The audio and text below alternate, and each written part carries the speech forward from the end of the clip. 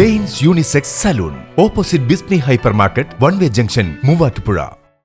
കോതമംഗലം താലൂക്ക് തല പട്ടയ വിതരണം നടത്തി. റവന്യൂ ഭവന നിർമ്മാണ വകുപ്പ് മന്ത്രി കെ രാജൻ വിതരണോദ്ഘാടനം നിർവഹിച്ചു. പതിറ്റാണ്ടുകളായി കൈവശമുള്ള ഭൂമിക്ക് രേഖയില്ല എന്ന കാരണത്താൽ ദുരിതമനുഭവിക്കുന്ന ലക്ഷക്കണക്കിന് ആളുകൾക്ക് ആശ്വാസം പകരുന്നതിനായി സംസ്ഥാന സർക്കാർ ആവിഷ്കരിച്ച എല്ലാ ഭൂമിക്കും രേഖാ പദ്ധതിയുടെ ഭാഗമായി കടവൂർ വില്ലേജിലെ 54 കുടുംബങ്ങൾക്ക് പട്ടയ വിതരണം നടത്തി. Kothamangalam mini civil station conference ഹാളിൽ സംഘടിപ്പിച്ച ചടങ്ങിൽ റവന്യൂ ഭവന നിർമ്മാണ വകുപ്പ് മന്ത്രി കെ രാജൻ പട്ടയങ്ങളുടെ വിതരണോദ്ഘാടനം നിർവഹിച്ചു.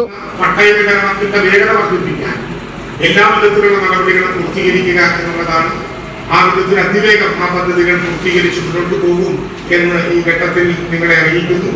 തീർച്ചയായിട്ടും ഞാൻ നേരത്തെ പറഞ്ഞതുപോലെ കുട്ടമ്പുഴയിലും കടവൂരും ദേവീയമംഗലത്തും ഒക്കെയുള്ള വില്ലേജുകളിലായി 4000 മുതൽ 5000 വരെയുള്ള അപേക്ഷകൾ നമ്മൾ അവസാന ഘട്ടത്തിലാണ്. വനംവകുപ്പുമായി ബന്ധപ്പെട്ട ചെറിയ തർക്കങ്ങൾ അക്കാര്യത്തിൽ നിലനിൽക്കുന്നുണ്ട്.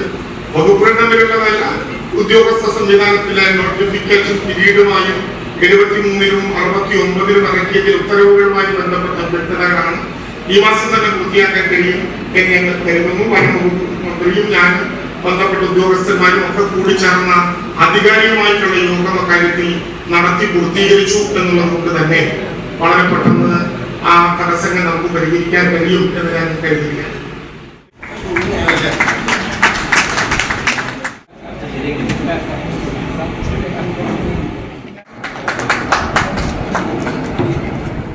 ആന്റണി ജോൺ MLA അധ്യക്ഷത വഹിച്ച ചടങ്ങിൽ ഡീൻ കുര്യാക്കോസ് MP വിശിഷ്ടാതിഥിയായി പങ്കെടുത്തു.